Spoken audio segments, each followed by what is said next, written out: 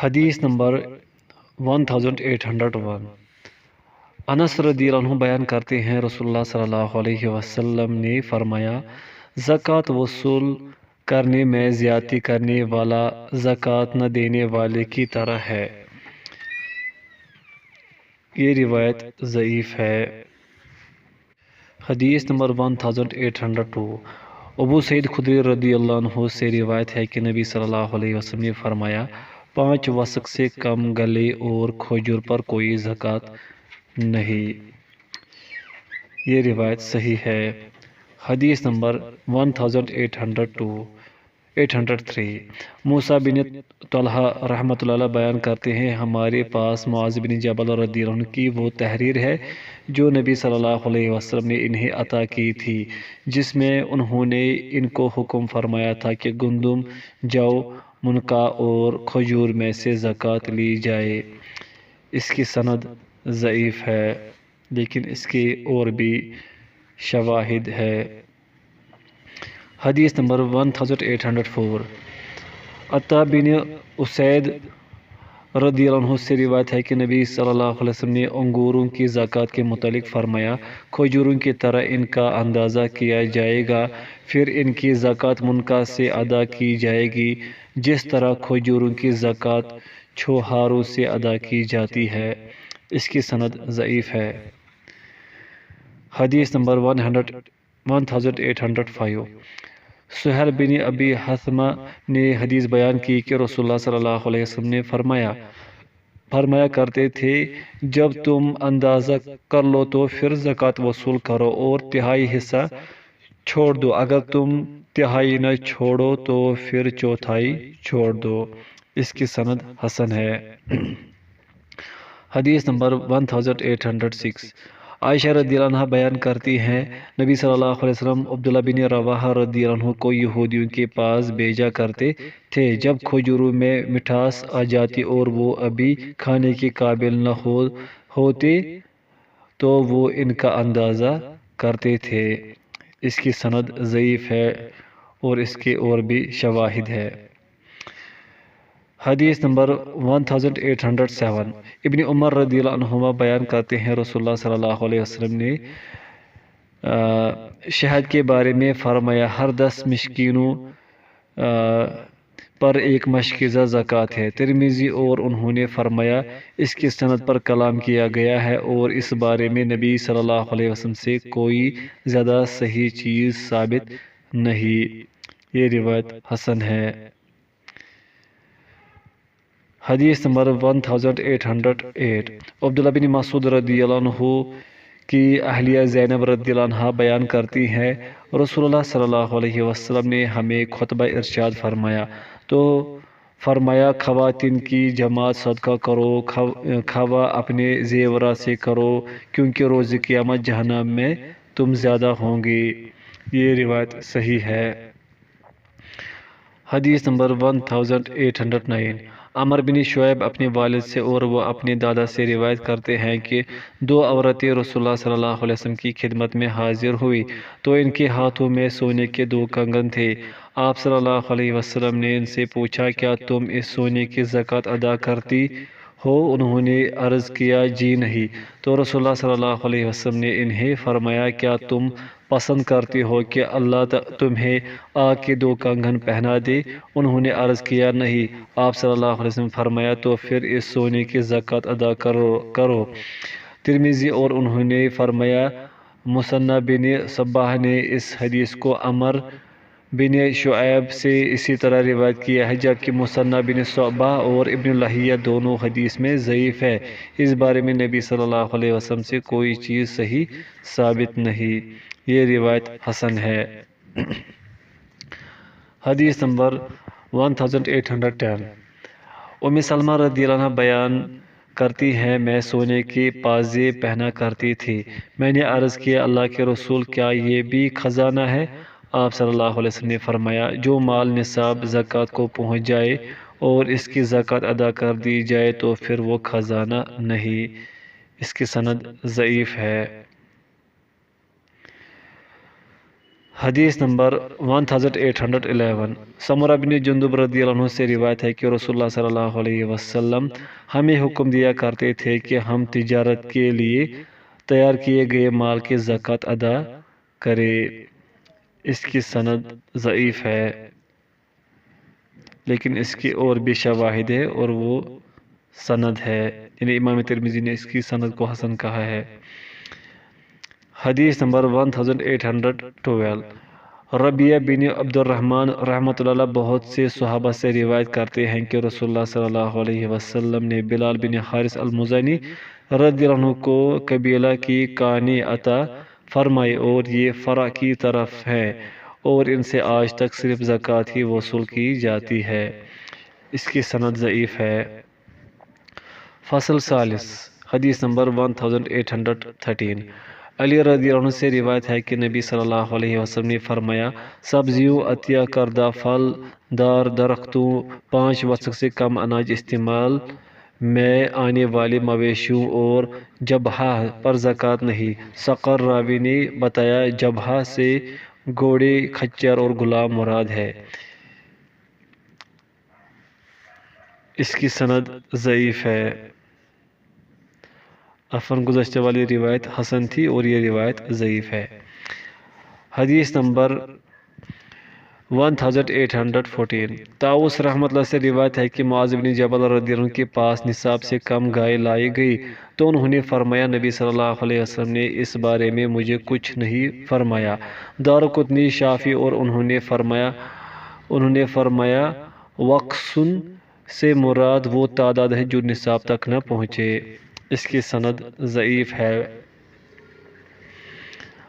باب صدقہ فطر کا بیان۔ فصل اول حدیث نمبر 1815 ابن عمر رضی اللہ عنہما بیان کرتے ہیں، رسول اللہ صلی اللہ علیہ وسلم نے مسلمانوں کے ہر غلام و آزاد مرد و عورت اور چھوٹے بڑے پر 1 سا کھجور یا 1 سا تقریباً 2.5 کلو جو صدقہ فطر فرض فرمایا اور اس کے متعلق حکم فرمایا کہ اسے نماز عید کے لیے روانہ ہونے سے پہلے ادا کر دیا جائے۔ متفق علیہ۔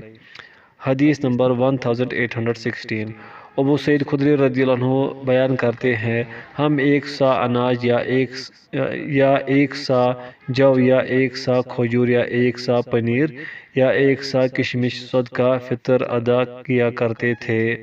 متفق علیہ۔ فصل ثانی حدیث نمبر 1817 ابن عباس رضی اللہ عنہما نے رمضان کے آخر میں فرمایا، اپنے روزوں کا صدقہ نکالو۔ رسول اللہ صلی اللہ علیہ وسلم نے اس صدقہ کو 1 سا کھجور یا 1 سا جو یا نصف سا گندم پر آزاد یا غلام ہر مرد و عورت اور ہر چھوٹے بڑے پر فرض فرمایا۔ اس کی سند ضعیف ہے۔ حدیث نمبر 1818 ابن عباس رضی اللہ عنہما بیان کرتے ہیں، رسول اللہ صلی اللہ علیہ وسلم نے صدقہ فطر روزوں کو لغو فحش باتوں سے طہارت اور مساکین کے لیے کھانے کے طور پر فرض فرمایا۔ اس کی سند حسن ہے۔ فصل ثالث حدیث نمبر 1819 عمر بن شعیب اپنے والد سے انہوں نے اپنے دادا سے روایت کی کہ نبی صلی اللہ علیہ وسلم نے ایک منادی کرنے والے کو مکہ کے بازاروں میں بھیجا کہ وہ اعلان کرے، سن لو، صدقہ فطر 2 مد تقریباً 1.25 کلو گندم یا 1 سا دوسرا اناج ہر مسلمان مرد و زن، آزاد و غلام اور چھوٹے بڑے پر واجب ہے۔ اس کی سند ضعیف ہے۔ حدیث نمبر 1820 عبداللہ بن ثعلبہ یا ثعلبہ بن عبداللہ بن ابی سعیر اپنے والد سے روایت کرتے ہیں، رسول اللہ صلی اللہ علیہ وسلم نے فرمایا، 1 سا گندم ہر 2 پر واجب ہے، چھوٹا ہو یا بڑا، آزاد ہو یا غلام، مرد ہو یا عورت۔ رہا تمہارا مالدار شخص تو اللہ اس کا تزکیہ فرما دے گا، اور رہا تمہارا محتاج شخص تو اس کو دیے ہوئے سے زیادہ دیا جائے گا۔ اس کی سند ضعیف ہے۔ باب کس کو صدقہ دینا جائز نہیں۔ فصل اول، حدیث نمبر 1821۔ انس رضی اللہ عنہ بیان کرتے ہیں نبی صلی اللہ علیہ وسلم نے راستے میں پڑی ہوئی ایک کھجور دیکھی تو فرمایا اگر مجھے اس کے صدقہ کے ہونے کا اندیشہ نہ ہوتا تو میں اسے کھا لیتا، متفق علیہ۔ حدیث نمبر 1822۔ ابو ہریرہ رضی اللہ عنہ بیان کرتے ہیں حسن بن علی رضی اللہ عنہما نے صدقہ کی کھجوروں میں سے ایک کھجور لی اور اسے منہ میں ڈال لیا تو نبی صلی اللہ علیہ وسلم نے فرمایا ٹھہرو ٹھہرو تاکہ وہ اسے پھینک دے، پھر فرمایا کیا تمہیں معلوم نہیں کہ ہم صدقہ نہیں کھاتے، متفق علیہ۔ حدیث نمبر 1823۔ عبد المطلب بن ربیعہ رضی اللہ عنہ بیان کرتے ہیں رسول اللہ صلی اللہ علیہ وسلم نے فرمایا یہ صدقہ تو لوگوں کے مال کا میل کچیل ہے اور یہ محمد صلی اللہ علیہ وسلم اور آل محمد کے لیے حلال نہیں، رواہ مسلم۔ حدیث نمبر 1824۔ ابو ہریرہ رضی اللہ عنہ بیان کرتے ہیں جب رسول اللہ صلی اللہ علیہ وسلم کی خدمت میں کوئی کھانے کی چیز پیش کی جاتی تو آپ صلی اللہ علیہ وسلم اس کے متعلق دریافت فرماتے کیا یہ ہدیہ ہے یا صدقہ؟ اگر بتایا جاتا کہ صدقہ ہے تو آپ صلی اللہ علیہ وسلم اپنے صحابہ سے فرماتے تم کھاؤ اور آپ خود نہ کھاتے، اور اگر بتایا جاتا کہ ہدیہ ہے تو آپ اپنا ہاتھ بڑھاتے اور ان کے ساتھ کھاتے، متفق علیہ۔ حدیث نمبر 1825۔ عائشہ رضی اللہ عنہ بیان کرتی ہیں بریرہ رضی اللہ عنہ کی وجہ سے 3 احکام شریعت کا پتہ چلا، انہیں آزاد کیا گیا تو انہیں اپنے خاوند کے متعلق اختیار دیا گیا، اور رسول اللہ صلی اللہ علیہ وسلم نے فرمایا ولا حق وراثت آزاد کرنے والے کو ملے گا، اور رسول اللہ صلی اللہ علیہ وسلم گھر تشریف لائے تو ہنڈیا میں گوشت ابل رہا تھا، پس روٹی اور گھر کا سالن آپ کی خدمت میں پیش کیا گیا تو آپ صلی اللہ علیہ وسلم نے فرمایا کیا میں نے ہنڈیا میں گوشت نہیں دیکھا؟ اہل خانہ نے عرض کیا کیوں نہیں، ضرور دیکھا ہے، لیکن وہ گوشت بریرہ کو صدقہ میں دیا گیا ہے جبکہ آپ صدقہ تناول نہیں فرماتے۔ آپ صلی اللہ علیہ وسلم نے فرمایا وہ اس کے لیے صدقہ ہے جبکہ ہمارے لیے ہدیہ ہے، متفق علیہ۔ حدیث نمبر 1826۔ عائشہ رضی اللہ عنہ بیان کرتی ہیں رسول اللہ صلی اللہ علیہ وسلم ہدیہ قبول کیا کرتے تھے اور اس کے بدلے میں ہدیہ دیا بھی کرتے تھے، رواہ البخاری۔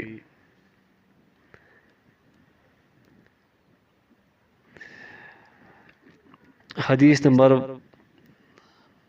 1827۔ ابو ہریرہ رضی اللہ عنہ بیان کرتے ہیں رسول اللہ صلی اللہ علیہ وسلم نے فرمایا اگر مجھے دستی کے گوشت کی دعوت دی جائے تو میں ضرور قبول کروں گا، اور اگر مجھے دستی کا گوشت بطور ہدیہ پیش کیا جائے تو میں قبول کروں گا، رواہ البخاری۔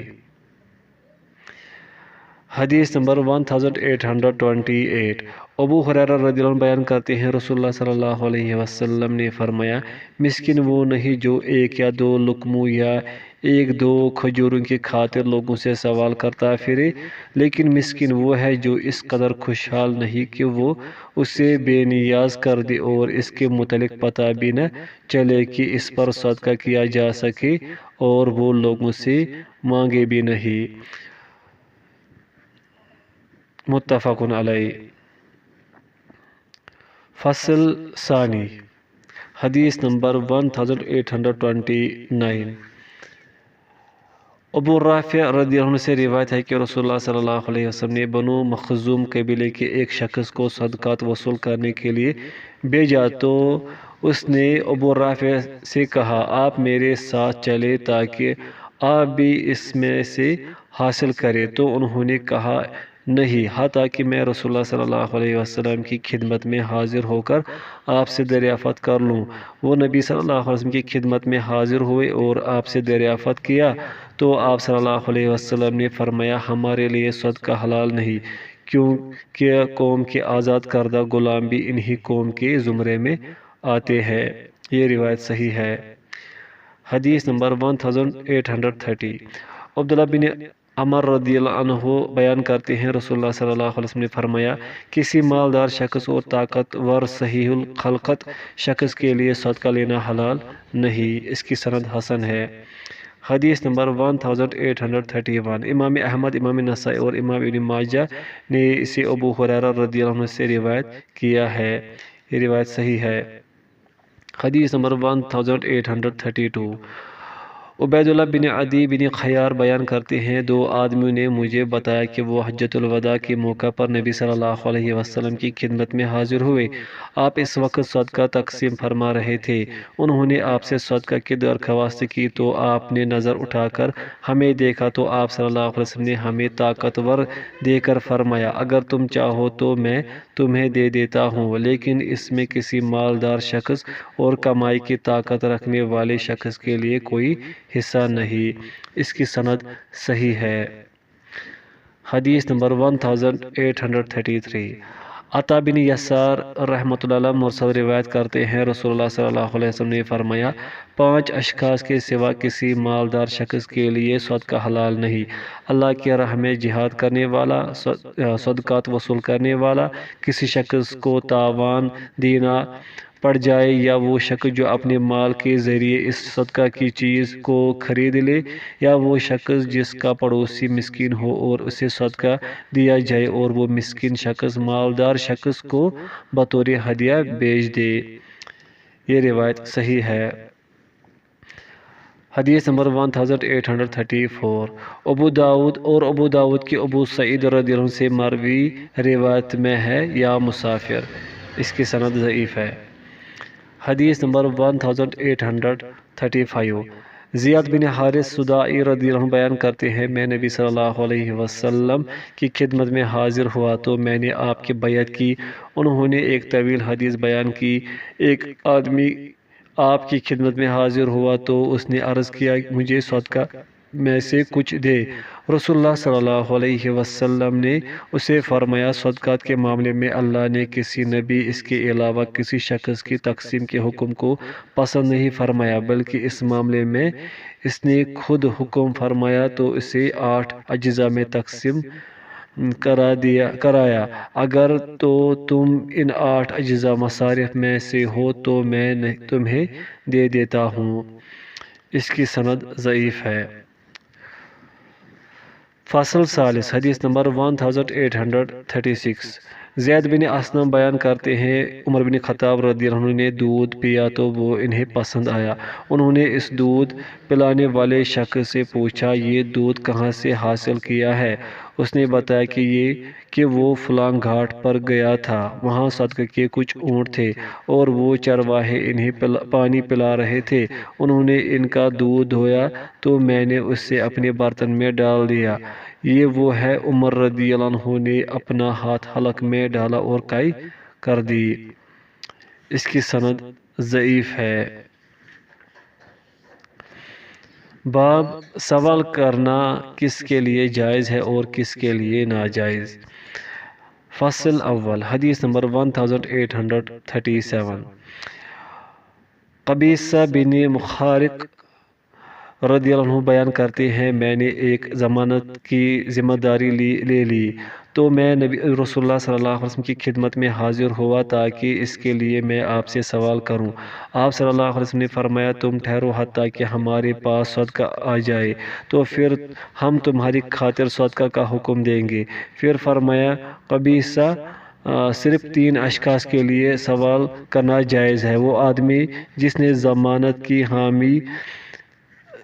حامی بھری تو اس کے لیے سوال کرنا جائز ہے حتیٰ کہ وہ اسے ادا کر دے اور پھر سوال نہ کرے۔ ایک وہ آدمی جس کو ایسی آفت آ جائے کہ وہ اس کے مال کو تباہ کر دے تو اس کے لیے سوال کرنا جائز ہے حتیٰ کہ وہ اپنی گزران درست کر لے۔ اور ایک اس آدمی کے لیے سوال کرنا جائز ہے کہ وہ فاقہ میں مبتلا ہے حتیٰ کہ اس کی قوم میں سے 3 دانا آدمی گواہی دے کہ فلاں آدمی واقعتاً فاقہ میں مبتلا ہے تو اس کے لیے سوال کرنا جائز ہے حتیٰ کہ وہ اپنی گزران درست کر سکے۔ اور قبیصہ، ان 3 صورتوں کے علاوہ سوال کرنا حرام ہے، اور اگر کوئی سوال کرتا ہے تو وہ حرام کھاتا ہے۔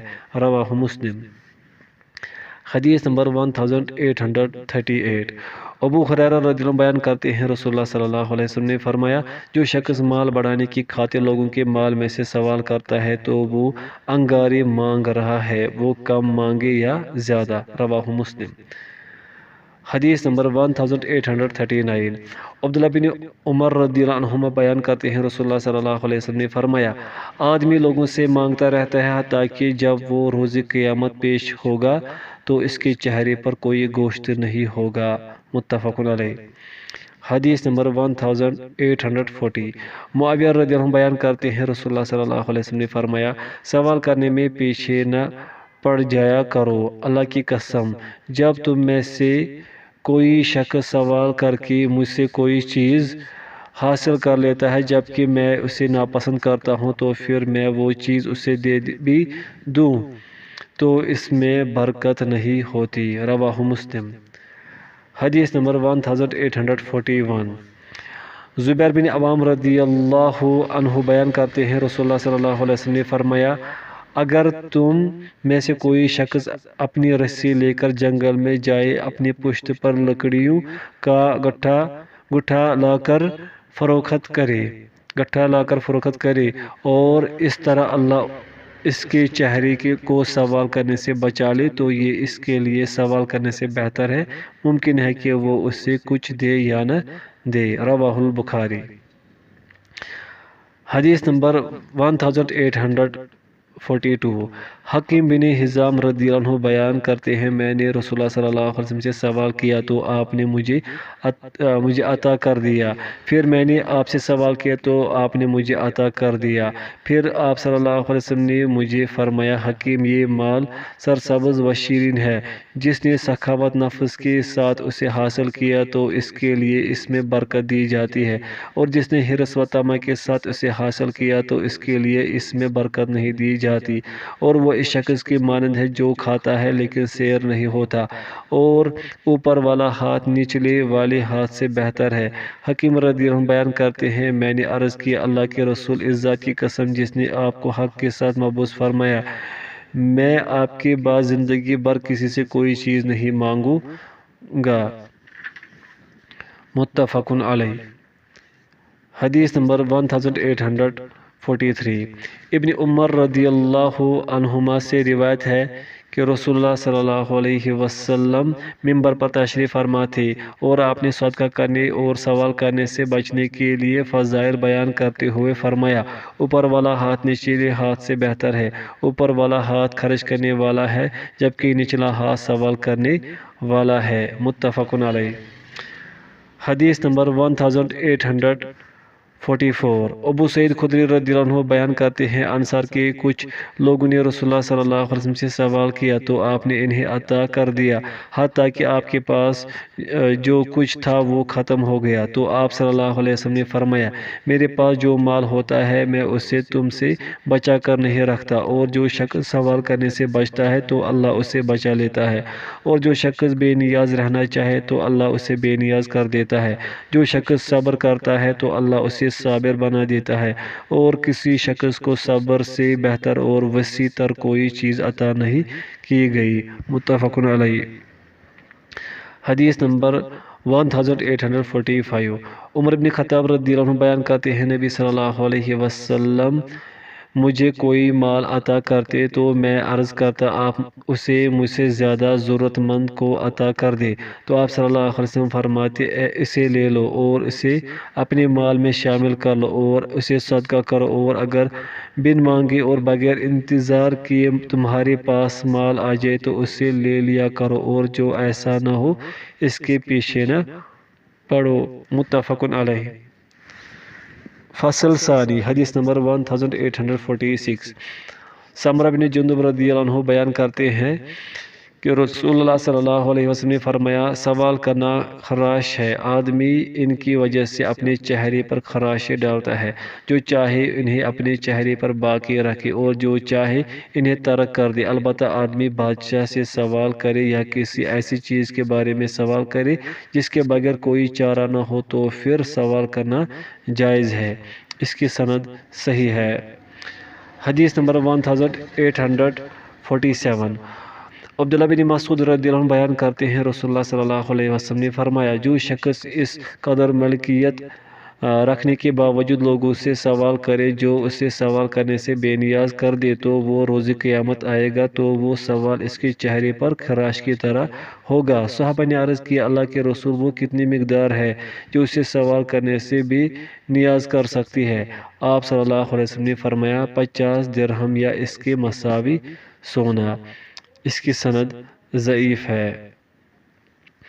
حدیث نمبر 1848 سہل بن حنظلیہ رضی اللہ عنہ بیان کرتے ہیں رسول اللہ صلی اللہ علیہ وسلم نے فرمایا جو شخص اس قدر ملکیت رکھنے کے باوجود سوال کرے جو اسے سوال کرنے سے بے نیاز کر سکتی ہو تو پھر وہ آگ میں اضافہ کر رہا ہے۔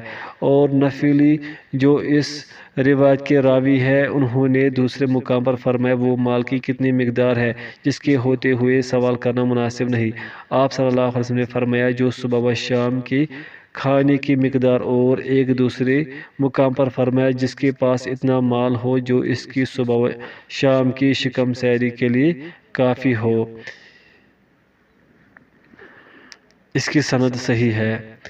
حدیث نمبر 1849 عطا بن یسار رحمۃ اللہ بنو اسد قبیلے کے ایک آدمی سے روایت کرتے ہیں انہوں نے کہا رسول اللہ صلی اللہ علیہ وسلم نے فرمایا تم میں سے جو شخص اوقیہ یا اس کے مساوی چاندی کی ملکیت رکھنے کے باوجود سوال کرتا ہے تو وہ چمٹ کر سوال کرنے والوں کے زمرے میں آتا ہے۔ اس کی سند صحیح ہے۔ حدیث نمبر 1850 حبشی بن جنادہ رضی اللہ عنہ بیان کرتے ہیں رسول اللہ صلی اللہ علیہ وسلم نے فرمایا مالدار شخص کے لیے سوال کرنا جائز ہے نہ کام کرنے کی طاقت رکھنے والے صحیح الخلقت شخص کے لیے، البتہ اس شخص کے لیے سوال کرنا جائز ہے جو انتہائی محتاج ہو یا تاوان تلے دب گیا ہو، اور جو شخص اپنا مال بڑھانے کی خاطر لوگوں سے سوال کرتا ہے تو روز قیامت اس کے چہرے پر خراش ہوگی اور وہ جہنم میں گرم پتھر کھائے گا، جو چاہے کم کرے اور جو چاہے زیادہ کرے۔ اس کی سند ضعیف ہے۔